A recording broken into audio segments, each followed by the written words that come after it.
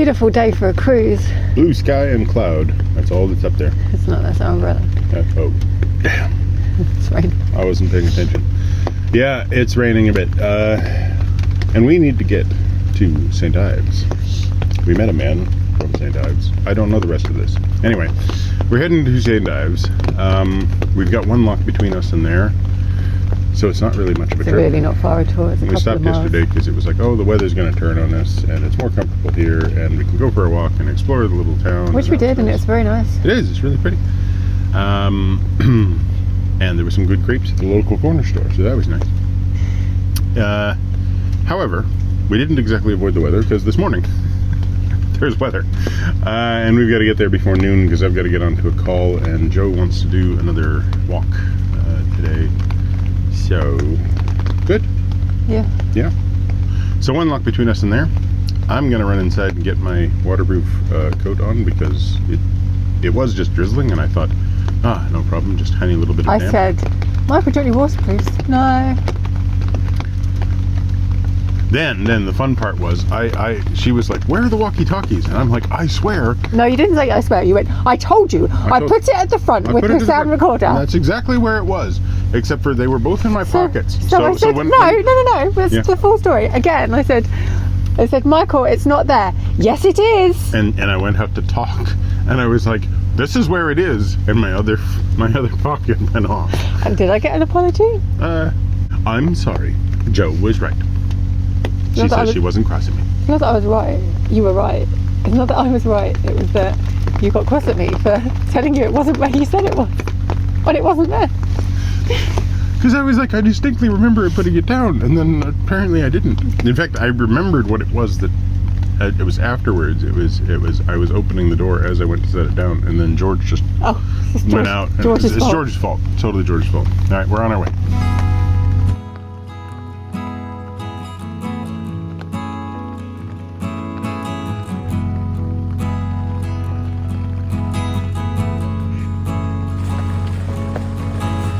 This isn't the walk I had in mind. But oh well, just have to make the most of it. I don't think that Michael's going to be able to film anything from the boat because his phone will get wet. So yeah, might be a very short vlog today.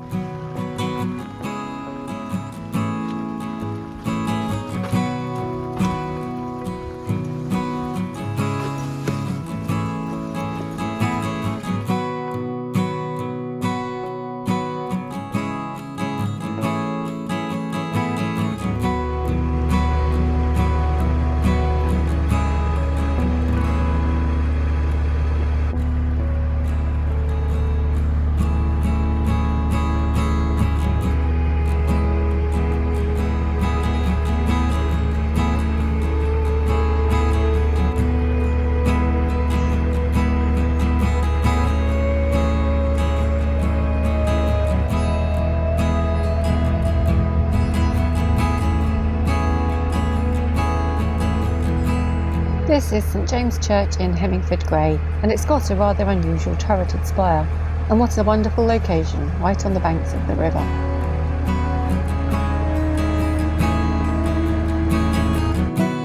And then just around the bend, Michael reaches Hemmingford Lock. Right, minor boo-boo. I'm raising this lock. Joe is somewhere on the other side of the weird channel.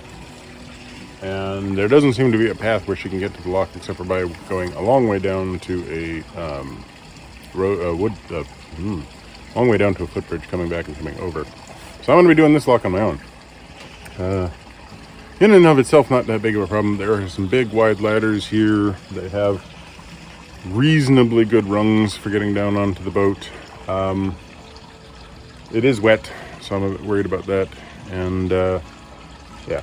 I'll have to open the gates myself and everything. That's not a problem, but it's the climbing down onto the boat that I'm a bit worried about. So I'm just going to have to make sure the boat's roped up in the perfect position so that if I fall, I break both my legs and end up in the water.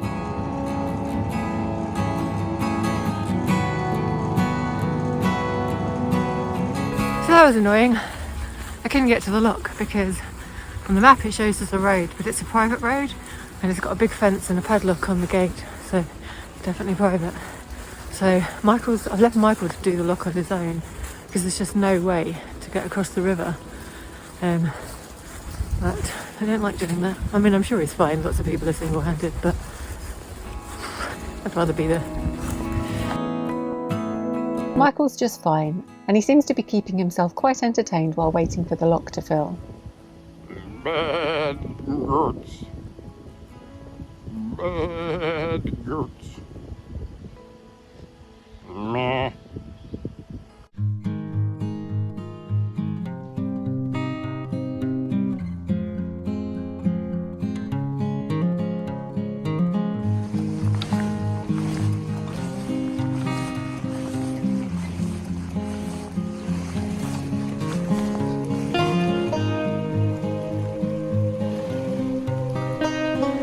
Okay, dropping the boat, single-handed, taking it down the lock, and then I realized that there's a nice place for me to get on right there, so I'm not even going to bother with the ladder.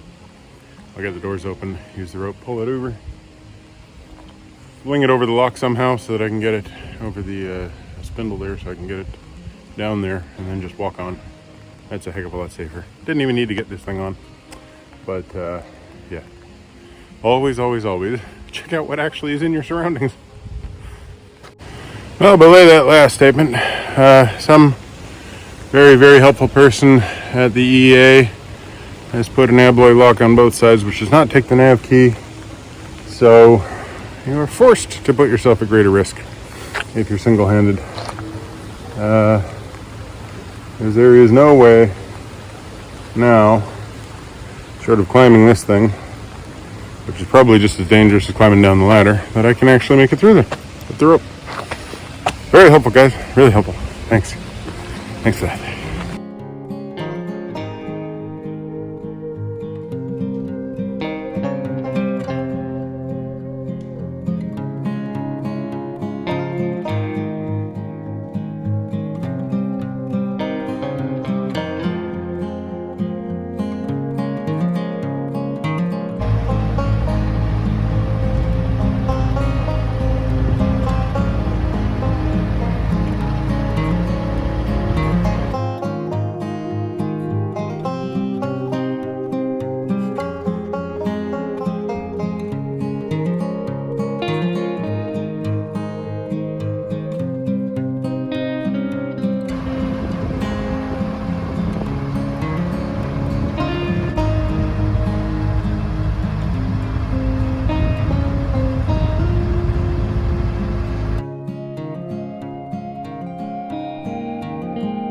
The mooring that we're heading for is just down this little arm, so Michael has to manoeuvre the boat into a position where he can make the reverse.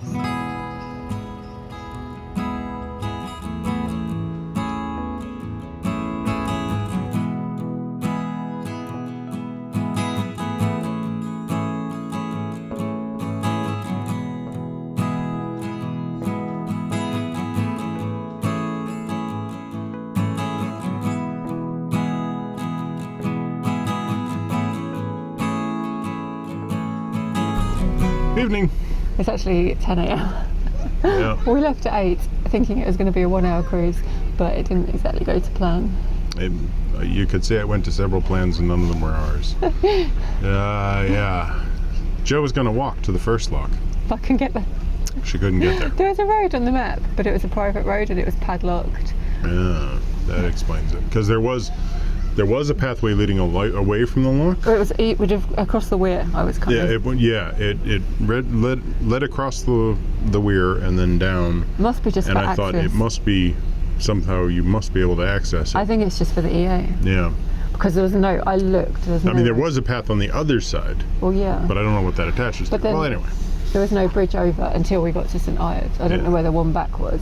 So I ended up having to go through that lock single-handed, which wasn't really too troublesome, except for I got it through my head partway through that Well, for one thing, I arrived thinking you were going to arrive quick, so like I pulled up and dragged out both windlasses and carried them over and was like, she'll be here any minute, no problem. And then it was like, why do I keep walking around carrying 2 windlasses? Well, you were messaging me going, where are you? And it was raining, had the umbrella, George was pooing, I was trying to pick up poo.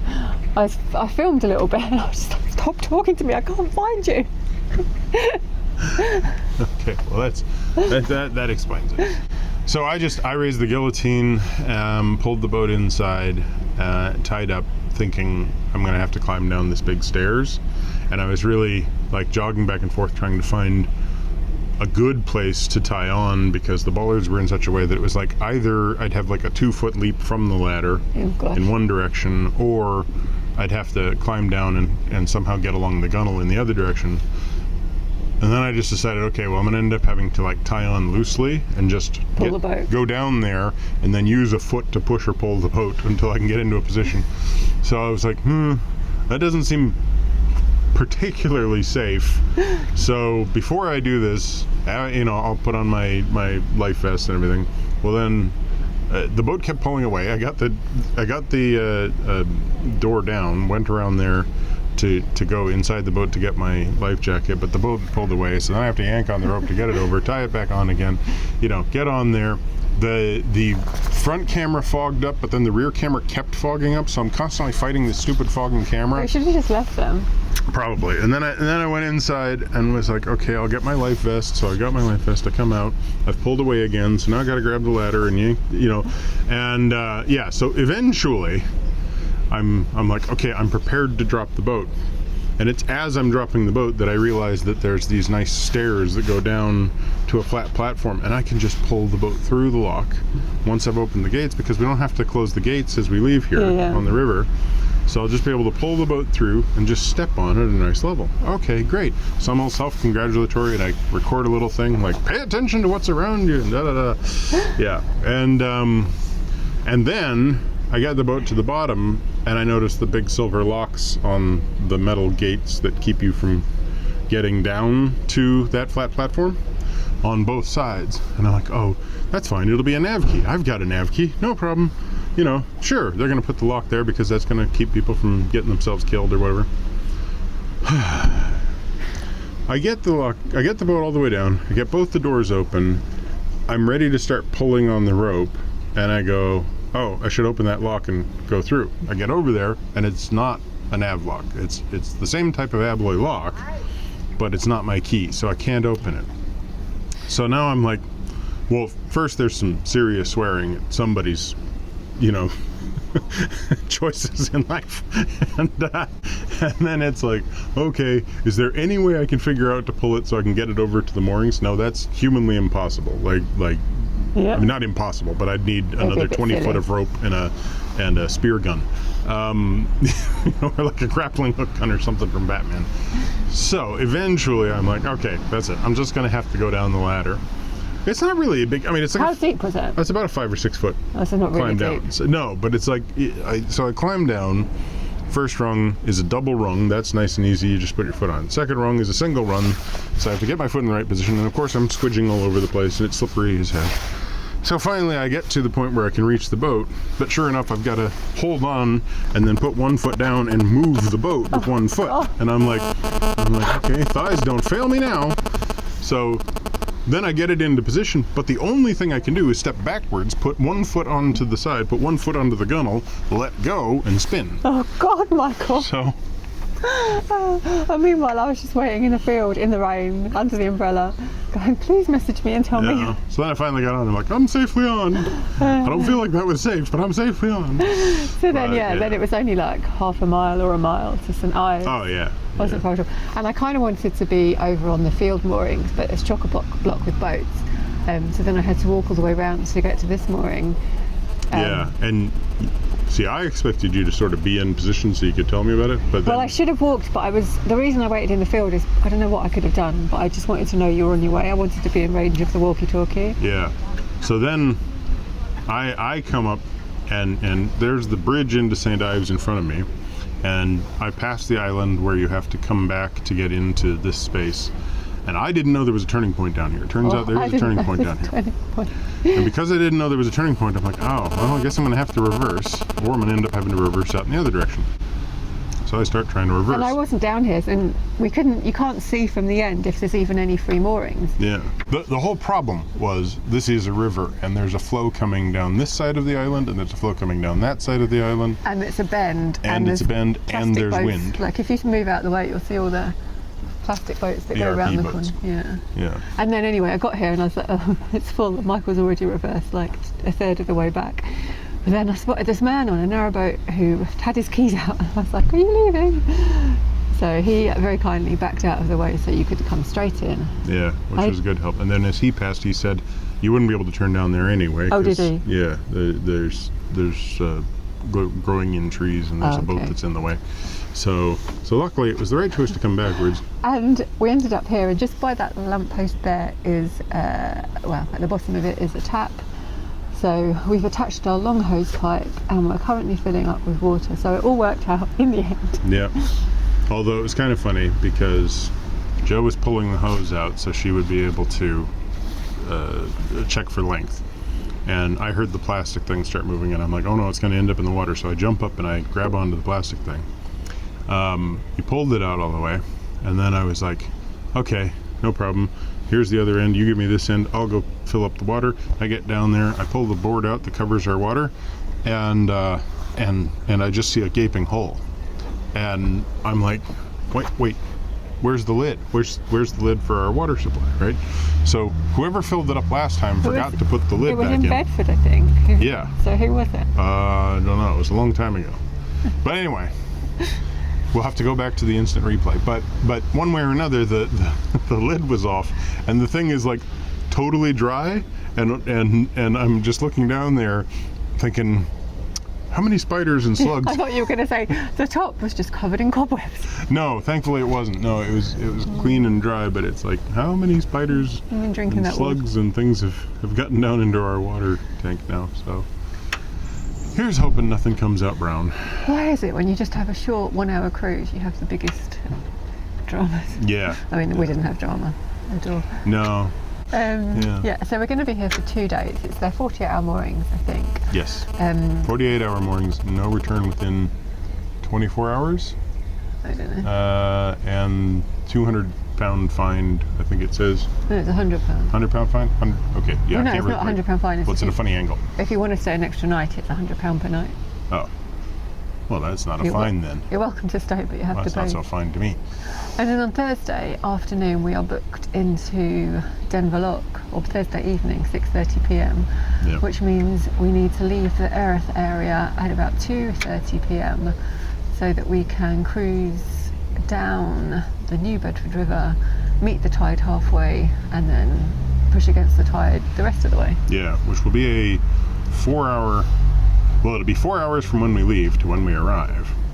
We're gonna have to move over there in the morning, so that's gonna be a long day. Yeah. And we're gonna be doing like 20-something miles total. So yeah, that'll be a good long trip in one day. Well, hopefully, after having a 2-mile trip with lots of drama, we'll have a 20-mile trip with no drama. Yeah. That'd be nice. Yeah. Okay. She's jinxed us. So, that it? Yeah. Okay. Well, thanks for watching. Give us a thumb up. So thanks for watching. Give us a thumbs up. Comment down below. Subscribe if you haven't already. Subscribe to Minimalist Maximum Velocity if you want those time-lapse videos. And click the bell if you want notifications.